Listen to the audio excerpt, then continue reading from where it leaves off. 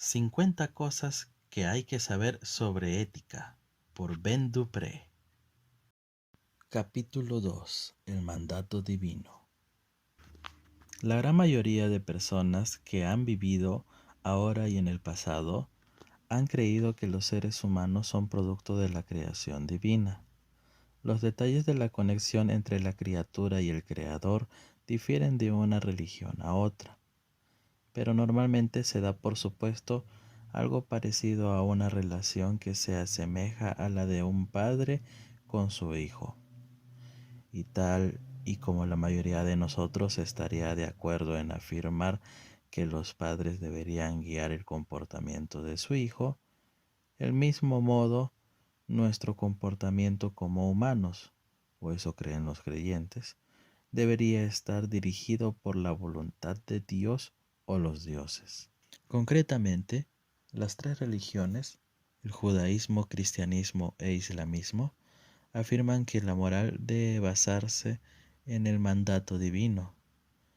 La deidad revela sus deseos mediante las sagradas escrituras, concretamente la Biblia y el Corán, que se consideran inspiradas por la divinidad y directamente la palabra revelada de Dios.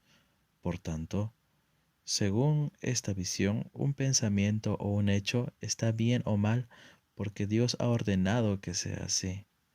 La virtud reside en la obediencia a la voluntad de Dios, mientras que la desobediencia es un pecado. El dilema de Eutifrón.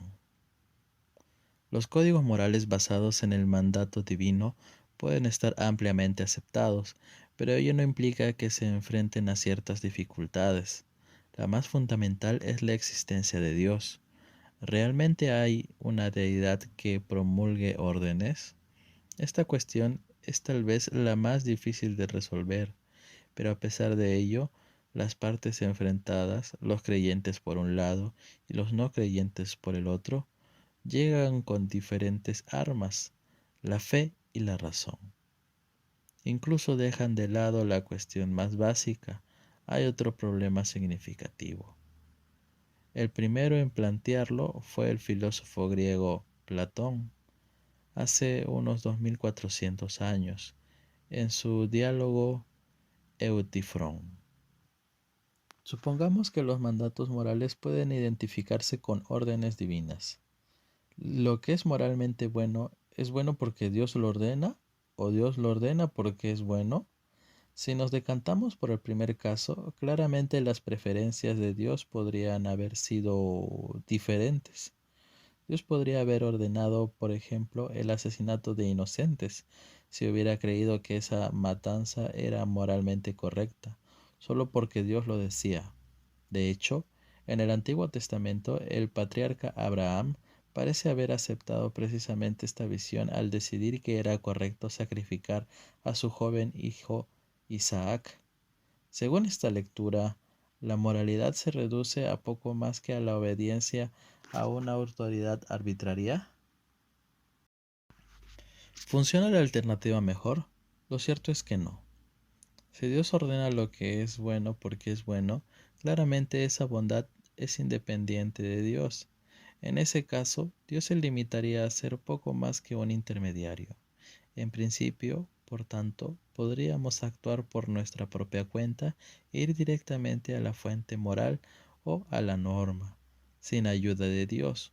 Por tanto, cuando se discute sobre autoridad moral, parece que Dios es arbitrario o redundante. El problema del mal. Una de las razones que a menudo se esgrime para explicar por qué deberíamos actuar según los designios de Dios es que es bueno y omnisciente. Su corazón está dedicado a lo que más nos conviene, y como Él sabe y prevé todo, su guía es la mejor posible. El problema aquí es que sobre el terreno hay mucho lugar para dudar de si Dios realmente actúa pensando en lo que más nos conviene. La presencia del mal en nuestro mundo es uno de los retos más graves a los que se enfrentan quienes creen en Dios, o al menos quienes aceptan la visión ortodoxa de Dios como omnisciente, omnipotente y omnibenevolente.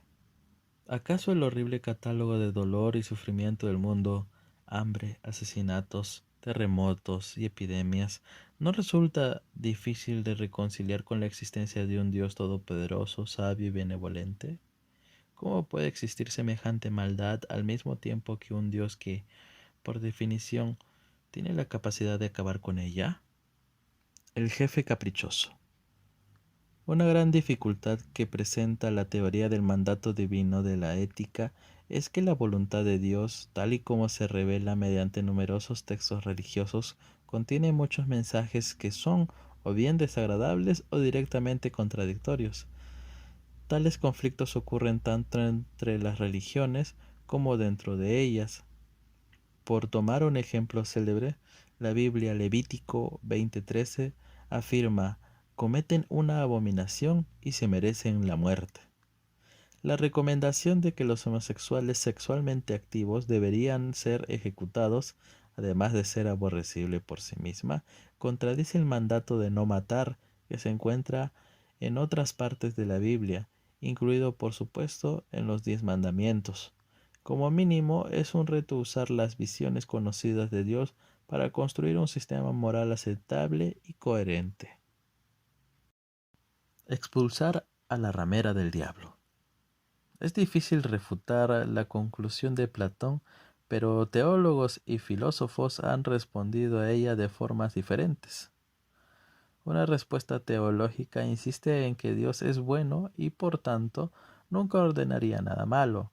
Pero, ¿qué es hacer el mal? Según la perspectiva del mandato divino, aparte de desafiar la voluntad de Dios. Para determinar qué es el mal, también dependemos de un parámetro de bondad que es independiente de Dios. Y en cualquier caso, si bueno significa ordenado por Dios, la afirmación de que Dios es bueno casi carece de sentido. Es algo así como decir Dios obedece sus propias órdenes.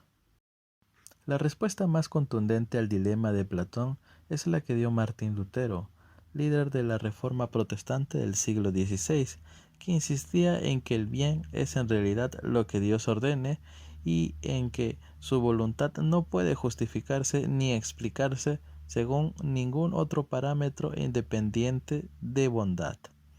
Notoriamente Lutero condenó la razón humana diciendo que era la mayor ramera del diablo, por ser una facultad hostil a Dios, corrupta y en consecuencia incapaz de aportar una verdadera comprensión de la relación entre Dios y los seres humanos. La moral más allá de la razón. La visión de Lutero en este sentido es bastante consistente. Si la moral se basa en la autoridad de Dios, tal autoridad, al ser arbitraria, debe creerse sin más, va más allá de la razón, es irracional, o al menos no racional. Según esta visión, la razón es bastante irrelevante en asuntos de moral.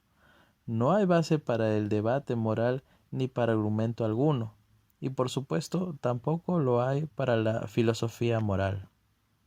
No resulta sorprendente, entonces, que a la tradición filosófica mayoritaria la otra parte del dilema de Platón le haya parecido menos incómoda.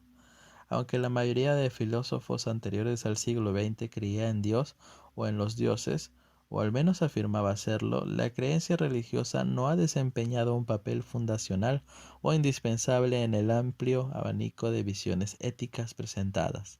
La razón no puede probar que la moral humana no se basa en la autoridad divina. Lo que parece claro, sin embargo, es que si ese es su fundamento, no podemos conocerla del mismo modo que conocemos otras cosas del mundo. No hay modo, al menos en principio, de decidir entre diferentes morales religiosas, porque no hay criterios independientes sobre los que tomar una decisión. Una vez descartada la investigación racional y sin pruebas disponibles, cualquier moral parece tan buena o mala como otra. Ese es el motivo por el que, para bien o para mal, la moralidad religiosa, como la religión en sí misma, es una cuestión de no razón, sino de fe.